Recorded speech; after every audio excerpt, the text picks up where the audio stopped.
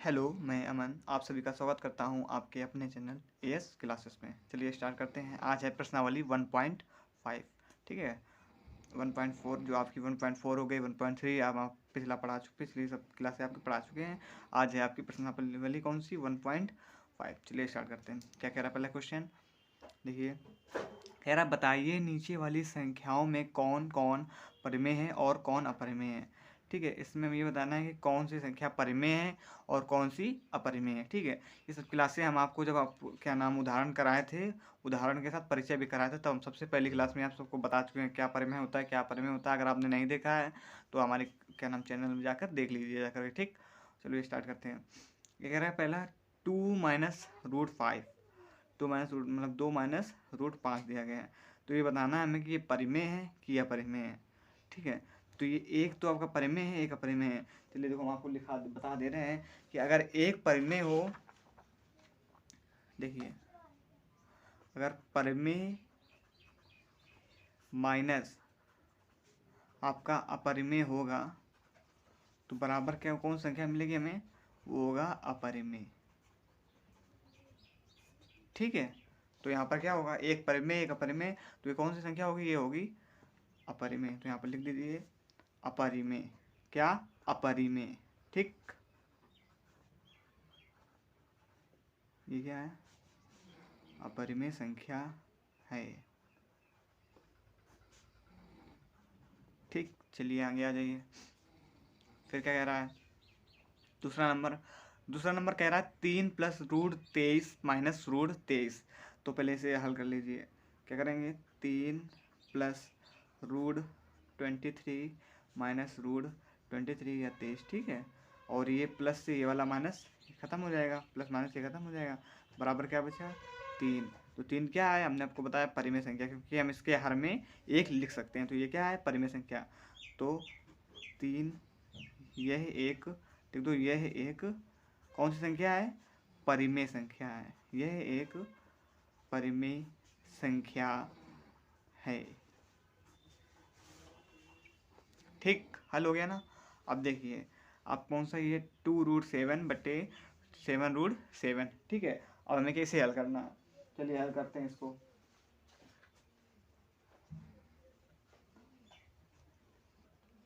तो इसे हल कैसे करेंगे, या तो आप ऐसे कीजिए, √7 से √7 काट दीजिए।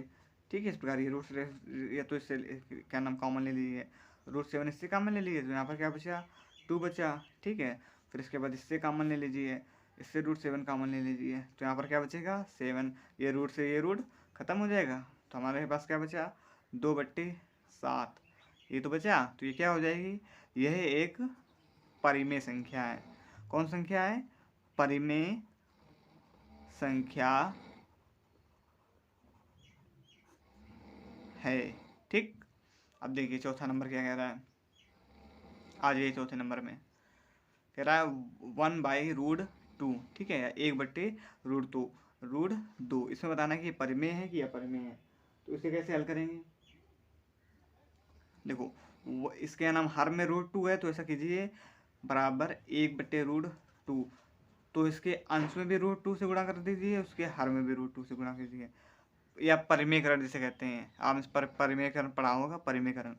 ठीक है, परिमेयकरण। तो ये क्या होगा आपका √2 से, तो ये √2 हो जाएगा।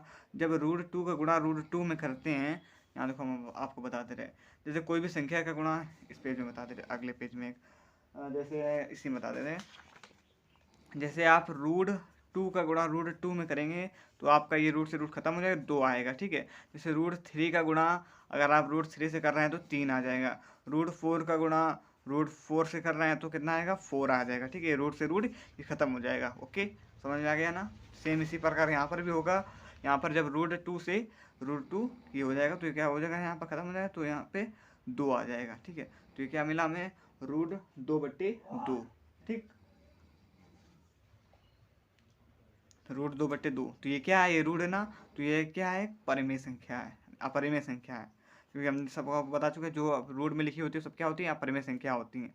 तो यह एक अपरिमेय संख्या है। ओके, ठीक, समझ में आ गया।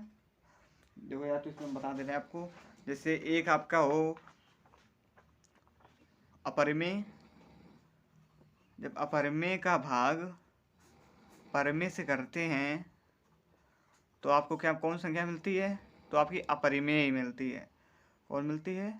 अपरिमेय। ठीक, यहीं पर यहाँ पर ये √2/√2 ये क्या है? अपरिमेय संख्या है। ठीक, अब देखिए पांचवा नंबर क्या कह रहा है। पांचवा कह रहा है 2 पाई। क्या कह रहा है पांचवा? 2 पाई। तो हमने क्या बताया था, पाई में जौन सी संख्या, जो मतलब उदाहरण में जो हमने अपरिमेय संख्या है आपको लिखाया था कि जिसे p/q के रूप में नहीं लिखा जा सकता, वो क्या कहलाती हैं? अपरिमेय संख्या कहलाती है। उसमें हमने आपको उदाहरण में लिखाया था पाई। तो पाई ये क्या है? अपरिमेय संख्या, इसलिए ये क्या होगा? अपरिमेय संख्या। तो हम सीधे सीधे कह सकते हैं कि यह एक अपरिमेय संख्या है। ठीक है, यह एक अपरिमेय संख्या है।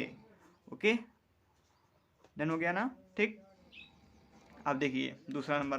कोई दिक्कत है सवालों में? ठीक, बिल्कुल सरल थे, कोई कठिन नहीं है। अब दूसरा नंबर आ जाइए। दूसरा नंबर क्या कह रहा है? दूसरा नंबर कह रहा है निम्नलिखित में प्रत्येक व्यंजक को सरल करना है। ठीक है, प्रत्येक व्यंजक को इसमें सरल करना है। तो इसका इंटू का बीच में कुछ नहीं, तो बीच में इंटू का निशान है, तो इसे हल करना है। तो इसे हल कर लीजिए। तो पहले आप 3 का गुणा किससे कराएंगे? इस पूरी संख्या से। तो करा दीजिए, यहाँ पर लिख दीजिए 3 और ये आपका 2 + √2। इसका गुणा तो इससे हमने करा दिया। फिर इसके बाद अब ये बचा, तो बीच में लगाइए प्लस और इसका गुणा फिर इस पूरी संख्या से करा दीजिए। ठीक है, तो करा देंगे 2 + √2। बस ये हो गया। अब इसे हल कर लीजिए। तो ये 3 का गुणा जब 2 से करेंगे तो 3 दूनी 6 प्लस में ये क्या नाम 3 का गुणा जब √2 से करेंगे तो क्या आ जाएगा? 3√2 प्लस √3 का गुणा जब 2 से करेंगे तो क्या आ जाएगा? 2√3 प्लस जब 3 का गुणा 2 से जब √3 का गुणा √2 से करेंगे तो रूट के अंदर आपका आ जाएगा 3 दूनी 6। सब अब 8 में पढ़ चुके होंगे। ठीक है, इसके नियम। ओके, हाँ ठीक है। तो हमने यहाँ पर ये क्या किया? ठीक है, अब इसके बाद हमें क्या करना है? कर दीजिए इसे। तो ये क्या होगा? अब इसे कर दीजिए आप। ये हो गया। बस यही आपका कहना हो जाएगा आंसर। ठीक है, तो आंसर बराबर इधर लिख सकते हैं आप अलग से 6 + 3√2 प्लस 2√3 प्लस का √6। यही आपका क्या हो जाएगा? आंसर हो जाएगा। ठीक, समझ में आ गया? अब चलते हैं दूसरे सवाल में। चलिए दूसरा सवाल देखते हैं। देखिए दूसरा सवाल क्या कह रहा है। दूसरा नंबर सवाल कह रहा है कि 3 + √3, एक क्वेश्चन में क्या है 3 + √3, दूसरे क्वेश्चन में क्या है 3 - √3। इसे भी सेम उसी प्रकार हल करना है। ठीक है, तो ये यहाँ पर बेस में 2 है, आपको तो पता ही होगा, अभी बताया था हमने आपको पहले। ठीक है, तो क्या करेंगे? पहले इस 3 का गुणा इस पूरी संख्या से करेंगे, तो कर दो। इस 3 का गुणा किससे करेंगे? इस पूरी संख्या से। 3 - √3। फिर इसके बाद क्या करेंगे? फिर यहाँ पर बीच में किस चीज़ का चिन्ह है? प्लस चीज़ का, तो प्लस का चिन्ह लगा दिया। फिर यहाँ पर √3। ठीक है, फिर इसका गुणा पूरा इससे कर देंगे, तो 3 माइनस नहीं, ये सॉरी प्लस, हाँ नहीं ठीक ठीक, ये इसका पहले गुणा इसका इससे कर दिया पूरा, फिर इसका गुणा इससे कर देंगे 3 - √3। ठीक, अब इसे आपको हल कर लेना है। जब 3 का गुणा 3 से करेंगे तो 3 का 9 माइनस, जब 3 का गुणा √3 से करेंगे तो 3√3 आ जाएगा। ओके, फिर प्लस √3 का गुणा जब 3 से करेंगे तो 3√3 मिल जाएगा आपको। ठीक है, फिर इसके बाद जब √3 का गुणा √3 से करेंगे, ये प्लस माइनस का चिन्ह हो जाएगा, और √3 का जब गुणा √3 से करेंगे, अभी आपको बताया था, जब √3 का गुणा √3 से करते हैं तो क्या मिलता है हमको? 3 मिलता है, और रूट से रूट खत्म हो जाता है। ठीक, अब बस अब इसे हल कर लीजिए। हल करने में क्या मिलेगा हमें? 9 से 3 जाएगा, ये 9 है, ये प्लस का 9, प्लस के 9 से माइनस का 3 जाएगा, तो क्या बचेगा? 6 हो जाएगा। 6 हो जाएगा, और ये प्लस 3√3 से माइनस का √3 आपका कट जाएगा। तो आंसर हमारा क्या आ गया? क्या कह सकते हैं? आंसर बराबर कितना हमें मिला? 6। ओके, ठीक, समझ में आ गया? अब पहुंचते हैं तीसरे सवाल पे। तीसरा नंबर क्या कह रहा है? सेम तीसरे नंबर में भी यही करना है। ठीक है, या तो आप आप देखो इसको दो तरीके से लगा सकते हैं, तरीके दोनों सही हैं। या तो आप इसे इस प्रकार लगा दीजिए, a+ ये देखो क्या लिखा है, a+b का होल स्क्वायर लिखा है, तो a उसका सूत्र क्या होता है? a² + b² + 2ab। ठीक है, या तो इस तरीके से लगा लीजिए या तो हम जो बता रहे हैं उससे लगा लीजिए। ये 2 बार लिखा है तो इसे 2 बार अलग, जैसे इसको लिखा है सेम इसी प्रकार इसे भी 2 बार अलग अलग तरीके से लिख लीजिए। √5 प्लस √2, और एक 2 बार लिखा ना तो इसे 2 बार लिख दें, क्योंकि इसके ऊपर 2 के घात चढ़ी है ना, तो इसे 2 बार लिख दें।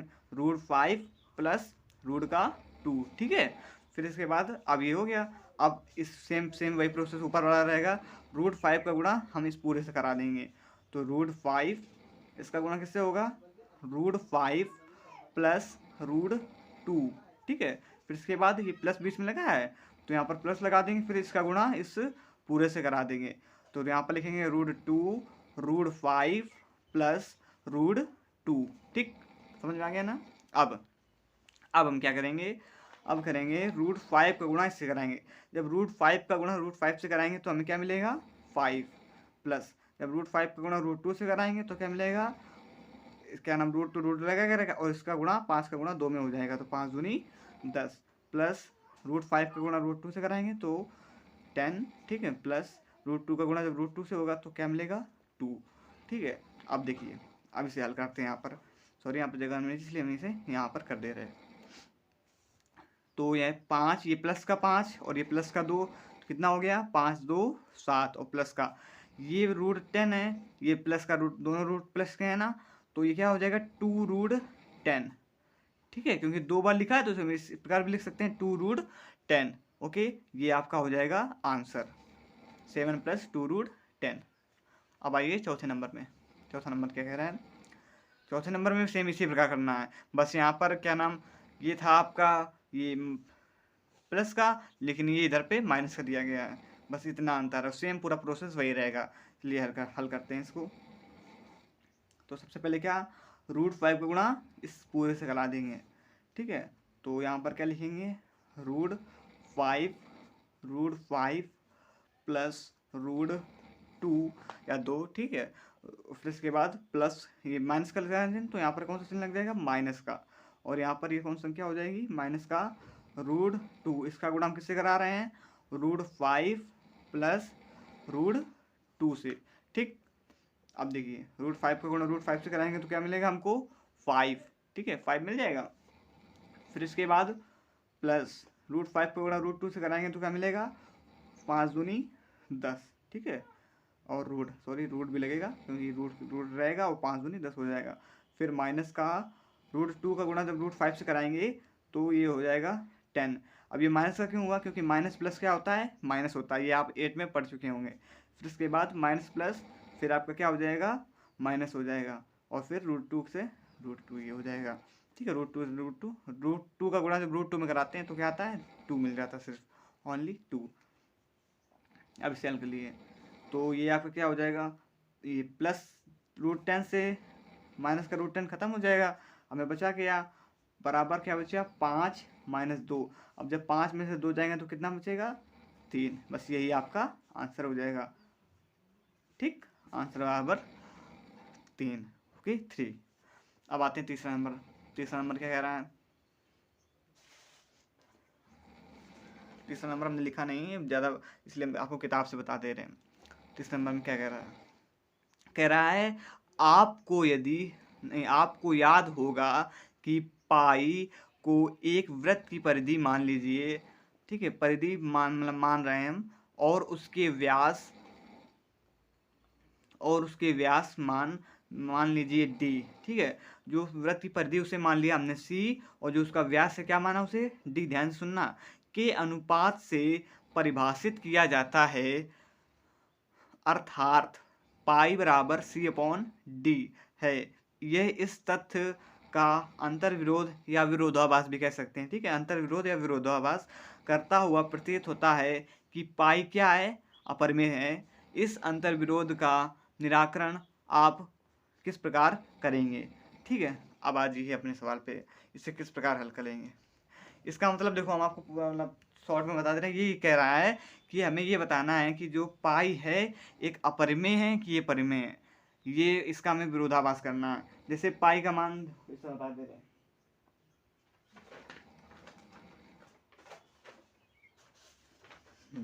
इसमें देखिए, जब हम पाई बराबर 22/7 लेते हैं तो कुछ लोग कह देते हैं ये परिमेय है, परिमेय कह देते हैं ना, क्योंकि ये पूरा पूरा हल हो गया। लेकिन जो पाई का मान 22/7 होता है वो किस में होता है, वो लगभग में होता है।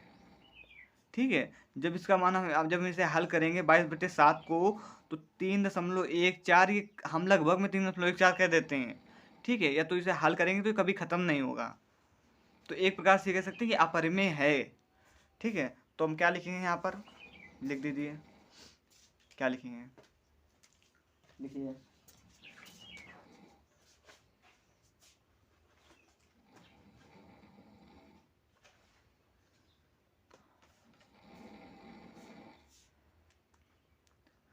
क्या दिया गया था हमें, चूंकि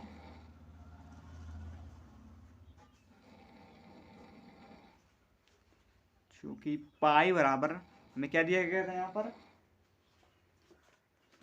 पाई बराबर क्या दिया गया था, C/D। ये देखो, ये देखो, C/D, ये देखिए, क्योंकि पाई बराबर क्या है, C/D है। ठीक है, तो यहाँ पर लिख दीजिए चूंकि पाई बराबर C/D। ठीक है, तो हम क्या कह सकते हैं, इस हम लिख सकते हैं यहाँ पर, थोड़ी थ्योरी आपको लिखनी है। इस उक्त कथन में, ऐसे सवाल वैसे पूछ नहीं जाते हैं, अगर दिया गया है तो हम आपको बता दे रहे हैं। इस उक्त कथन में, इस उक्त कथन में, उक्त मतलब जो ऊपर दिया गया है कथन में,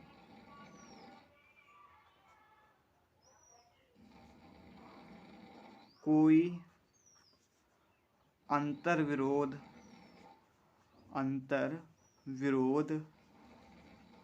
या इसे हम कहते हैं विरोधाभास। क्या कहते हैं, विरोधाभास।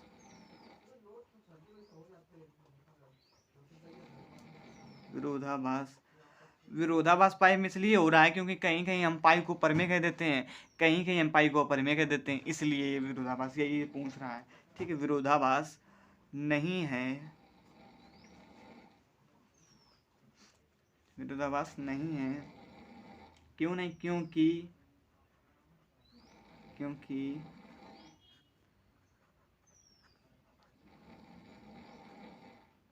या तो डी या सी, डी लिखा, डी या सी अपरिमेय संख्या है और इसलिए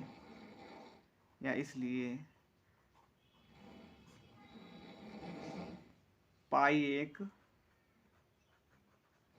क्या है, अपरिमेय संख्या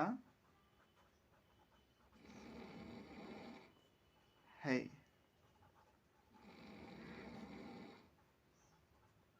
ठीक, बस ये आपका 30 नंबर यही कह रहा था। ठीक, समझ में आ गया ना। इसमें बस ये बताना था कि ये क्या नाम, हमें एक प्रकार से कह सकते हैं सिद्ध करना था कि क्या नाम, पाई परिमेय या परिमेय, तो हमने बता दिया। इस उक्त कथन में कोई विरोधाभास नहीं है, क्योंकि या तो डी या सी अपरिमेय संख्या हो है, और इसलिए पाई ये क्या है, आपकी अपरिमेय संख्या है। ठीक है, चले चलते हैं चौथे नंबर में। चौथे नंबर में क्या कह रहा है, देखते हैं चौथे नंबर क्या कह रहा है। ये देखिए किताब, चौथे नंबर में कह रहा है संख्या रेखा पर रूढ़ 9.3 को निरूपित करना है। ठीक है, संख्या रेखा पर रूढ़ 9.3 को निरूपित कीजिए। चलिए इसे निरूपित करते हैं संख्या रेखा पर। इसके लिए हमें क्या क्या चाहिए, इसके लिए हमें चाहिए आपका, इसके लिए आपकी जरूरत है, एक पटरी की जरूरत पड़ेगी, एक इसकी चांदी की जरूरत पड़ेगी, और ये आपका प्रकार की जरूरत पड़ेगी। ठीक है, इतनी चीज़ों की आपकी यहाँ पर जरूरत पड़ेगी इस चित्र के लिए। तो सबसे पहले हम क्या करेंगे, रूट 9.3 को कह रहा था ना, तो पहले लिख लीजिए यहाँ पर, क्या लिखेंगे, संख्या रेखा पर रूट, ये सिर्फ इतना लिख देना है, रूट 9.3। ठीक है, अब सबसे पहले हमें क्या करना है, सबसे पहले हमें करना है यहाँ पर एक 9.3 की, रूट 9.3 का निकालना है ना, इसलिए यहाँ पर एक 9.3 की आपको रेखा खींचनी है। कितने कितने की, 9.3 की एक रेखा। ठीक है।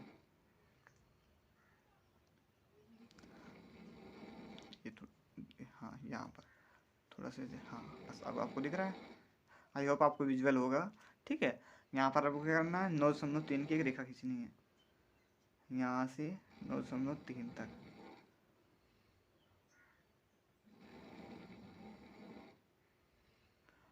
हम पेन से बना रहे हैं इसलिए क्योंकि आप पेंसिल से आपको शायद विजुअल ना होता है इसलिए। ठीक है, आप लोग पेंसिल से ही बनाइए। ओके, ये देखिए 9.3 कहाँ तक है, 9.3 आपका यहाँ तक है। ठीक है, ये जहाँ ये बिंद रखा है, इसे यहाँ तक हम क्या करेंगे, सबसे प्रथम मिला दिया हमने। ठीक है, फिर इसके बाद हमें क्या करना है, देखते जाइए, इतना कर दिया ना। फिर इसके बाद यहाँ पर डालेंगे एक चीज़ का नाम डालेंगे ए, और इसका नाम क्या डाल लेंगे, बी। ठीक है, फिर इससे ही क्या नाम रिलेटेड एक लाइन और खींचेंगे, वो लगभग 1 इंच की होनी चाहिए। 4 से 5 में खींच दें। ठीक है, 4 से 5 में, ये देखिए 4 से 1 ये 5, इतनी लाइन खींच दें एक। तो जिसका हम नाम क्या रखेंगे, इसका हम नाम रखेंगे आपका सी। क्या नाम रख दें इसका, सी, ये आपका सी। ठीक है, विजुअल होगा आपको सी। ठीक है,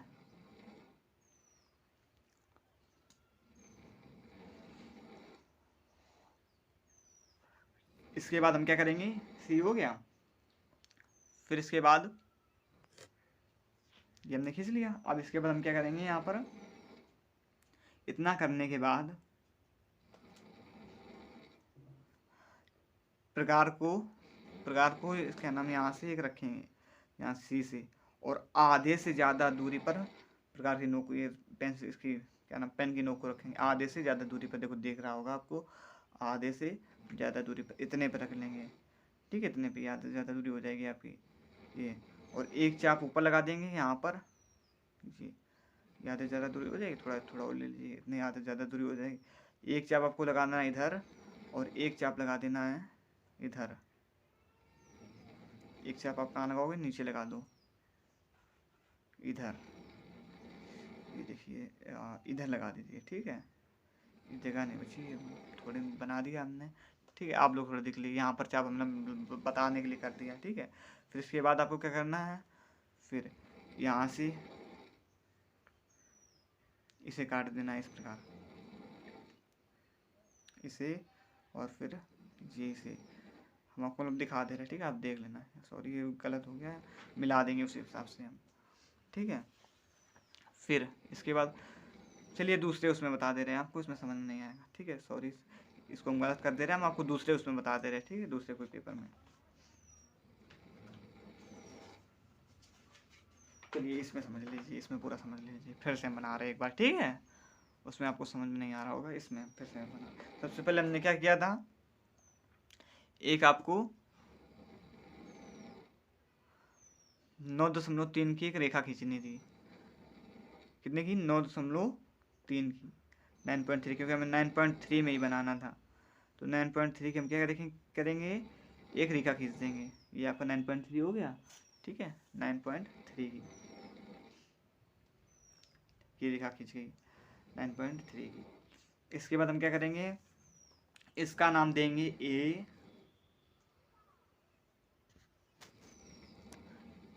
ठीक है, इसका नाम देंगे ए, और इसका नाम देंगे बी, और फिर इसी से रिलेटेड में एक रेखा और खींच देंगे, यहाँ से 5 से मतलब 1 इंच में खींचना है, आप ये देख लीजिए 1 इंच में।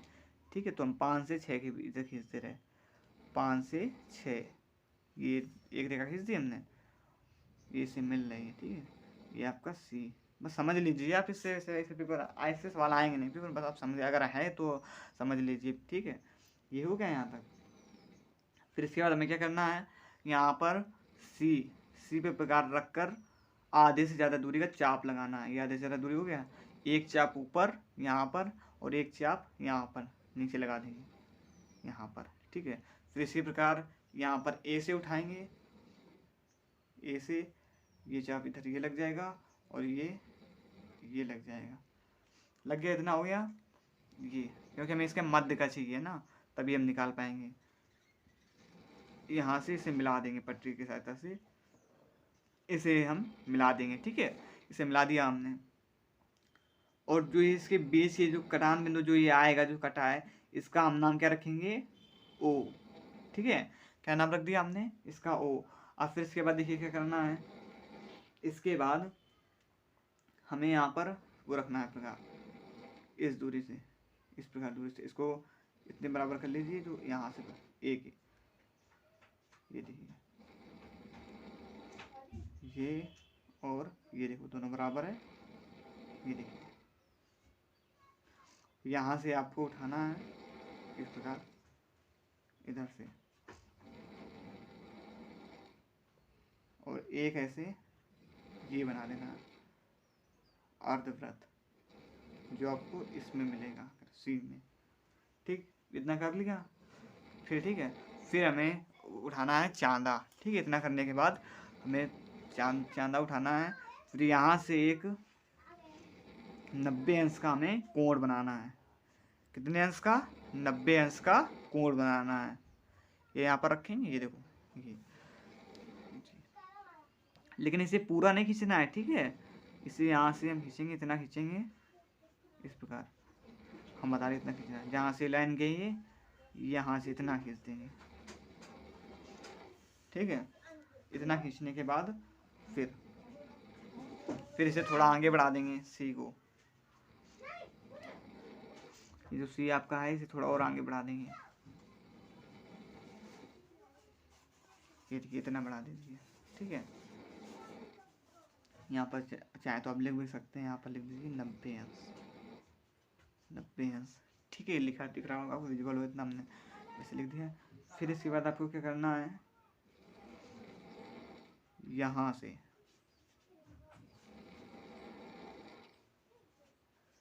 लगा लीजिए। यहाँ से आपको एक चाप लगा देना है, जो सीधे ये जो चाप लगाएंगे आप,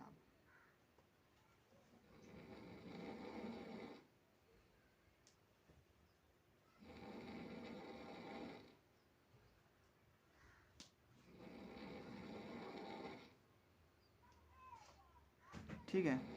नहीं, ये आप 20 नहीं, इससे सी से नहीं, 20 सी से नहीं, सॉरी गलती होगी, सी से लगा दी हमने, 20 से लगाना है आपको, 20 से यहाँ से इस प्रकार, क्योंकि 90 से इसी से कोण बनाया है हमने। ये वाला यहाँ से चाप लगा देना है। ठीक है, चाप लग गया। ये वाला आपका गलत है, सॉरी गलती होगी, माफ़ी चाहते हैं इसके लिए, ये आपका गलत हो गया। ठीक है, ये नहीं है, ये आपका नहीं है। ओके, इसे हम काट दे रहे। ठीक है, ये वाला आपका नहीं है। ओके, ये वाला है। ठीक है, तो जो हमने इसको मिलाया है, और इसे भी इसका कुछ नाम रख दें, इसका नाम रख दें हम ई। ठीक है, और इसका नाम रख दें यहाँ पर, ये जो है ये इसका नाम रख दें, तो कटान बिंदु डी। जो इसके बीच की दूरी आई, ये बी और ई के मध्य दूरी, ये जो इतनी जो दूरी आई, यही आपका रूट 9.3 है। ठीक है, ये आपका सवाल पूरा हो गया। एक बार हम फिर से समझा दे रहे हैं आपको। ठीक है, अब सबसे पहले हमें क्या करना है, एक 9.3 सेंटीमीटर की एक रेखा खींचनी है। ठीक है, रेखा खींचने के बाद इसके नाम रखना है, इधर ए, इधर बी। ठीक है, फिर इससे थोड़ा रिलेटेड में एक रेखा और थोड़ी सी खींच देनी है, 1 इंच की, 1 इंच की या 4 से 5, मतलब 1 इंच की एक रेखा खींचनी है, जिसका नाम रखेंगे हम सी। फिर सी से आपको चाप लगाना है, एक ऊपर की ओर, एक नीचे की ओर, क्योंकि हमें इसे आधा करना है, ए और बी को। ठीक है, चाप लगाने के बाद एक उसको क्या नाम मिला देंगे, इस रेखा को मिला देंगे, जो बीच में जो बिंदु मिलेगा हमको, उसका नाम रख देंगे ओ। ठीक है, फिर इसके बाद हमने क्या किया, फिर इसके बाद हमने जो सी से था, इसको हमने और आगे बढ़ा दिया। ठीक है, नहीं, सी से हमने इसको और आगे बढ़ा दिया। उसके बाद यहाँ पे एक चांदे रखकर 90 अंश का कोण बनाया। 90 अंश का कोण बनाने के बाद जहाँ से कोण बनाया, हमने वहीं से प्रकार की सहायता से इसे हमने यहाँ पर चाप लगा दिया। ठीक है, चाप लगाने के बाद ये जो दो कटान बिंदु हमें मिले, इसका मान रख दिया ई, इसको मतलब ई मान लिया, और इसको क्या मान लिया, डी मान लिया। ठीक है, फिर जो बी और जो ई के बीच की जो दूरी ये जो निकली है, यही आपका रूट 9.3 है। ठीक है, सेम इसी प्रकार देखिए किताब में, जैसे रूट 9.3 है, सेम इसी प्रकार देखिए रूट 3.5 का हम देखो आपको किताब में दिखा रहे हैं, सेम इसी प्रकार किताब में देखिए, ये देखिए सेम इसी प्रकार है। अब जैसे अब यहाँ पर रूट 9.3 है, सब चित्र जो है रूट 9.3 रूट 3.5 सब सेम ऐसे ही बनेंगे। रूट 3.5 ले लीजिए, रूट 4.6 ले लीजिए, बस अंतर बदलेगा क्या, बदलेगा इतना जो रूट 9.3 है इसकी जगह पर, जैसे हमने यहाँ पर देखा हमने रूट 9.3 खींची है, अगर हमें रूट 3.5 को बनाना है तो यहाँ पर 3.5 की रेखा खींचेगी। ठीक है, इतना बस अंतर होगा। ये चौथा नंबर आपका कंप्लीट हो गया। आई होप, आशा करते हैं कि आपको समझ में आया होगा। अब 5वें नंबर की ओर पहुंचते हैं। देखिए 5वां नंबर क्या कह रहा है, निम्नलिखित के हरों का परिमेयकरण करो। ठीक है, इसके हरों का क्या करना है, हमें परिमेयकरण करना है। हरों का परिमेयकरण क्या होता है, देखिए इसमें हम सवाल के द्वारा समझेंगे। पहला क्या कह रहा है, 1/√7। ठीक है, तो हमें क्या करना है, हरों का परिमेयकरण हम ये करते हैं 1/√7 गुणा √7 का गुणा ऊपर से कर देते हैं और √7 का गुणा नीचे से हो जाता है। इसमें हम थोड़ा सा आपको बता दे रहे हैं।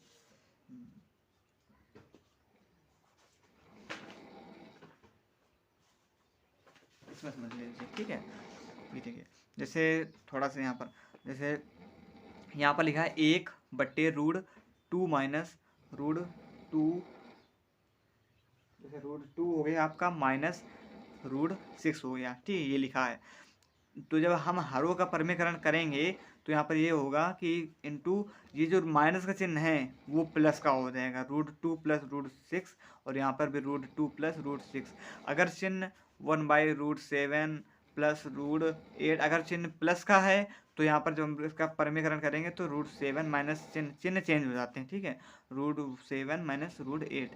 अगर चिन्ह प्लस का है तो परिमेयकरण करने पर माइनस का हो जाएगा, अगर माइनस का है तो परिमेयकरण करने पर चिन्ह प्लस का हो जाएगा। बस इतना अंतर गुणा कराने के बाद इसे हल कर लेते हैं। ओके, ठीक, इसमें कोई चिन्ह है नहीं, ना प्लस का ना माइनस का, इसलिए हमने इसे ऐसे डायरेक्ट कर लिया। ठीक है, अब जब √7 का गुणा 1 से कराएंगे तो कितना आएगा, √7 मिल जाएगा, और जब √7 का गुणा √7 से कराएंगे तो क्या मिलेगा हमको, 7। ये बस ये आपका हरों का परिमेयकरण हो गया। तो आंसर बराबर क्या आ गया, आंसर में क्या मिला, √7/7। ठीक है, यही आपका आंसर हो गया। अब पहुँचते हैं दूसरे नंबर में। अब देखिए इसमें करेंगे, इसमें चिन्ह बदलेंगे। ये क्या कह रहा है, 1/√7 माइनस √6। पहले यहाँ पर लिख दीजिए 1/√7 माइनस √6, लिख लिया। ठीक है, फिर इसके बाद हम क्या गुणा करा देंगे, गुणा इसी संख्या से कराएंगे, लेकिन जो चिन्ह माइनस का यहाँ पर प्लस का हो जाएगा, √7 प्लस √6/√7 प्लस √6। अब इसे क्या नाम गुणा कर दीजिए, तो ये क्या होगा, √7 का प्लस 6 का √7 प्लस √6 का गुणा जब 1 से कराएंगे तो ये भैया हो जाएगा, तो √7 प्लस √6। ठीक है, अब जब √7 माइनस √6 का गुणा √7 प्लस √6 से कराएंगे, और देखिए एक चीज़ और देखिए, ये लिखा क्या है, देखिए a² वर्गांतर आपने पढ़ा होगा 8 में, a² माइनस b² का सूत्र क्या होता है, एक कोष्ठ में a प्लस b, एक कोष्ठ में a माइनस b, ये तो सूत्र होता है। और ये देखो ये वही लिखा है, √7 माइनस √6, √7 प्लस √6। एक कोष्ठ में क्या है, √7 माइनस √6, या a की जगह हम √7 लिख लें और b की जगह हम √6 लिख लें। ठीक है, और यहाँ पर a की जगह हम √7 लिख लें और ये प्लस का चिन्ह, और b की जगह हम √6 लिख लें। लिख गया सेम वही प्रकार। तो यहाँ पर हम वर्गांतर का सूत्र लगाकर a² माइनस b भी कर सकते हैं। तो इसे हम कैसे करेंगे, तो हम लिख सकते हैं √7 की पावर 2 और यहाँ पर चिन्ह माइनस का √6 की पावर 2, यहाँ पर हम लिख दे रहे हैं। ठीक है, वर्गांतर ही लिख दे रहे हैं, वर्गांतर या सूत्र भी होता है ये वर्गांतर। ठीक है, सूत्र होता है, लिख दे रहे हैं हम a² माइनस b² बराबर सूत्र होता है एक कोष्ठ में a प्लस b और दूसरे कोष्ठ में a माइनस b। ठीक, अब इसे हल करते हैं आगे। इतना कर लिया, फिर अब देखिए ये √7 प्लस √6 ही रहेगा, √6। अब जब √7 का गुणा देखो सेम इसी प्रकार लिखा है, यहाँ पर बता दे रहे हैं, √7 का गुणा जब √7 से कराएंगे 2 बार कर लीजिए जैसे हमने पहले सवाल में किया था।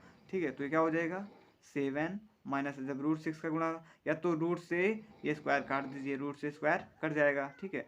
ये क्या 6 बचेगा आपको, 7 में 6, तो ये आंसर क्या आ जाएगा रूट 7 प्लस रूट 6 और 7 में 6 जाएगा तो क्या मिलेगा 1। तो आंसर बराबर क्या आया आपका रूट 7 प्लस रूट 6/1, ठीक है।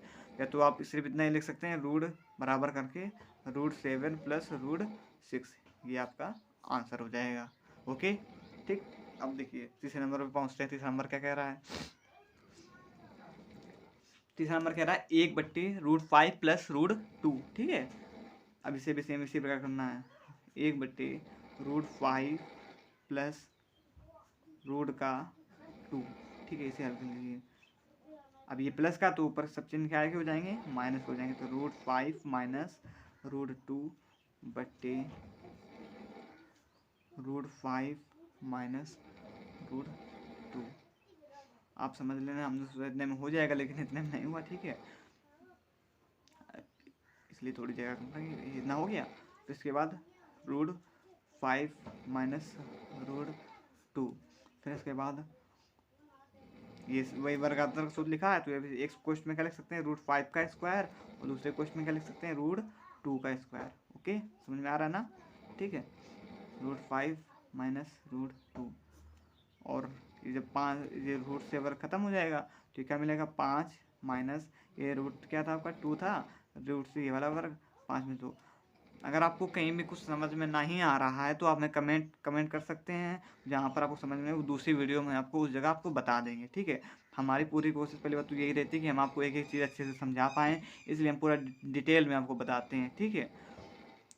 अगर आपको कोई इसमें त्रुटि लग रही है तो आप हमें कमेंट करके बता सकते हैं, हम उसका भी निवारण करेंगे। ओके, ठीक है। हम आगे देखिए क्या कह रहा है, √5 माइनस √2, 5 में से 2 गया तो क्या बचा 3, यही आपका क्या हो जाएगा आंसर हो जाएगा।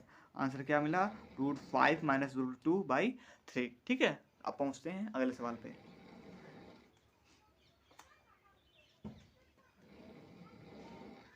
देखिए अगला सवाल क्या कह रहा है, 1/√7 माइनस नहीं 1/√7 माइनस 2 है सिर्फ, ठीक है, इसमें रूट नहीं है, तो इसे हल कर लीजिए। इसे कैसे, सेम इसी प्रकार जैसे किया है सेम इसी प्रकार ये भी सवाल रहेंगे, चलिए हल करते हैं। तो 1/√7 माइनस का आपका 2 गुणा जब करेंगे तो 1, ये चिन्ह माइनस का है, अरे सॉरी, यहाँ पर ये क्या हो जाएगा √7 प्लस 2, ये माइनस का था ये प्लस हो जाएगा √7 प्लस का 2, ठीक है, ये हो गया। फिर इसके बाद यहाँ पर कर लीजिए, ठीक है। जब √7 प्लस 2 का गुणा 1 से कराएंगे तो क्या मिलेगा हमको √7 प्लस 2 बट्टे, ठीक है, √7, ये क्या नाम √7 माइनस 2, ये सेम उसी प्रकार लिखा है तो इसे हम क्या लिख सकते हैं √7 का वर्ग और प्लस नहीं माइनस का 2 का वर्ग, ठीक है, लिख सकते हैं ना, एनी प्रॉब्लम। ये क्या मिला आपको √7 प्लस 2 और ये रूट से वर्ग खत्म हो जाएगा ना, तो क्या मिला 7 और 2 का वर्ग क्या होता है 4, √7 प्लस 2 और 7 में से 4 गए तो कितना बचा 3, तो हमें क्या मिला आंसर क्या मिला √7 प्लस 2/3, ठीक है। यहीं तक आपकी ये प्रश्नावली थी, ये 1.5 आपकी कंप्लीट हो गई, ठीक है। ये देखिए 5 नंबर तक √7 माइनस 2। आई होप ये आपको समझ में आया होगा।